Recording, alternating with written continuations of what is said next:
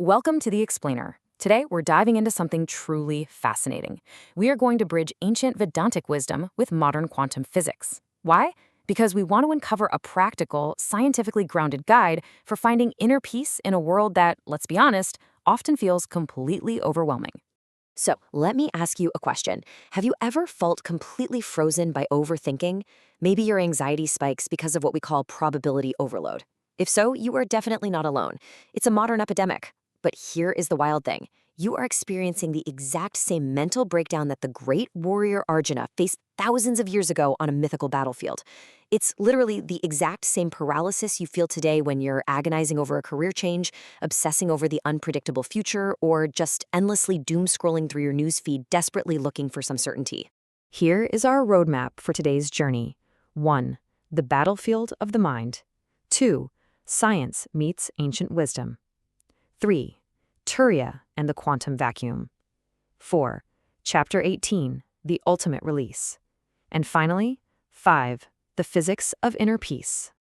Let's kick things off with Section 1, the battlefield of the mind.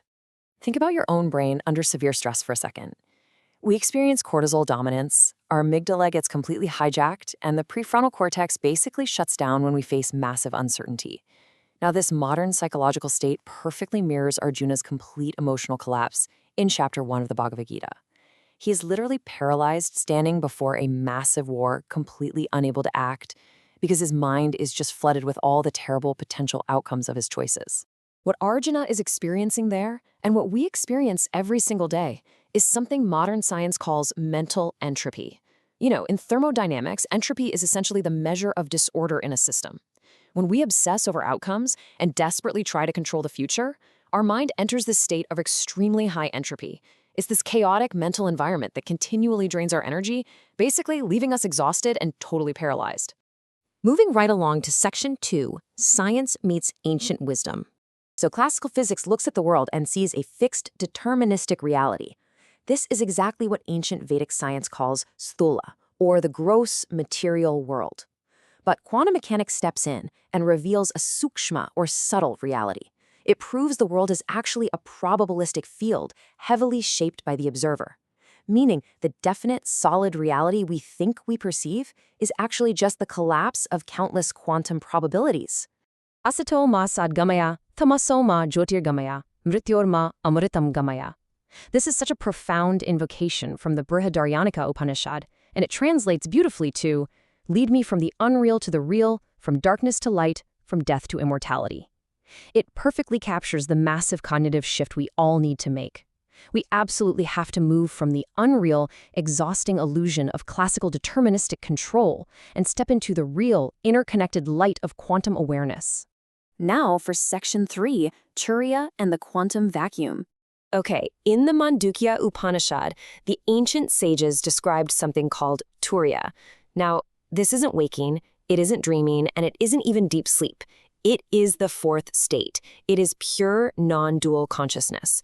Think of it as a foundational baseline of pure awareness that exists completely beyond our ordinary everyday observations. The ancient Mandukya Upanishad actually uses the Om symbol to map this exact journey from the gross material world all the way to this ultimate unmanifest state of Turiya. You know that profound echoing silence that follows the chanting of Om? That silence represents Turiya itself. It's the underlying reality that sustains absolutely everything else. Take a look at this. Notice the direct correlation between these ancient states and modern physics. It's mind-blowing. The gross state perfectly aligns with classical physics. The subtle state lines up with quantum mechanics. And finally, the causal state, which is known as Karana, maps directly to the domain of neo-quantum physics. This causal state is the unmanifest source from which all phenomena arise. Modern physics actually tells us that the quantum vacuum isn't empty space at all. Actually, scratch that, it's the exact opposite of empty. It is teeming with immense potential energy, a unified field of literally endless possibilities. And this perfectly mirrors the ancient concept of avyakta prakriti, the unmanifest primordial essence. Turiya is the pure consciousness that interacts with this quantum vacuum. Let's dive into Section 4, Chapter 18, the ultimate release. In the 18th chapter of the Bhagavad Gita, all human actions and mindsets are broken down into 3 gunas, or modes of nature, and they beautifully align with modern energetic and neurological states. The tamasic state is low energy and diluted. The rajasic state is highly excited, reactive, and self-centered, which is where most of us live when we're stressed, right? But the sattvic state is pure, enlightening, and represents a perfectly coherent and regulated nervous system. Which leads us to arguably the most iconic verse in the entire Gita, chapter 18, verse 66. Krishna tells Arjuna to abandon all duties and take refuge in the Supreme. Now wait, this isn't asking you to give up your life, quit your job, or go run off to a cave somewhere. Not at all. It is asking you to surrender the overwhelming illusion of control over outcomes to the interconnected quantum whole. The absolute core practice of Chapter 18 is Tyaga, which means relinquishment. More specifically, it means practicing sattvic Tyaga.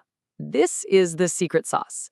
It's giving up your desperate attachment and your craving for the results of your actions. You still perform your earthly duties with intense focus and excellence, but you emotionally detach from the outcome. By doing this, you instantly drop your mental entropy back to 0, which allows your consciousness to rest securely in that unmanifest state of Turiya. And finally, Section 5, the physics of inner peace. Neuroscience proves time and time again that obsessing over results leads straight to dopamine addiction, chronic anxiety, and high mental entropy. It's like obsessively refreshing your inbox waiting for a specific outcome, or tracking metrics that are completely out of your hands. On the flip side, focusing purely on the process, which is acting selflessly without attachment, what the Gita calls karma yoga, induces a highly productive flow state. You are out there modifying probability fields through your actions, but you are not burdened by them. So here is your practical, everyday toolkit based on thermodynamic principles and Chapter 18.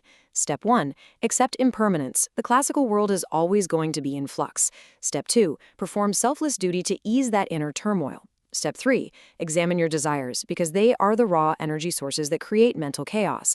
And Step 4. Surrender the outcomes. By actively following these steps, you actually lower the thermodynamic chaos in your mind and cultivate an unshakable inner peace. The ultimate takeaway of this explainer is that achieving moksha, or liberation, is absolutely not some mythological fantasy just for monks. It is a biological and a quantum reality. It's the state where your nervous system is finally in coherent harmony with the universe. You are resting in Turiya, interacting playfully with the quantum vacuum, and completely at peace with how reality actually works. I want to leave you to deeply reflect on this question today. Will you continue fighting the exhausting illusion of control, constantly generating endless mental entropy?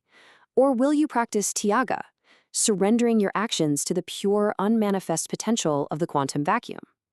It's time to step off the chaotic battlefield of your mind and step into the ultimate clarity of the present moment. Thank you so much for joining me today. May you find profound peace and absolute clarity in your journey ahead.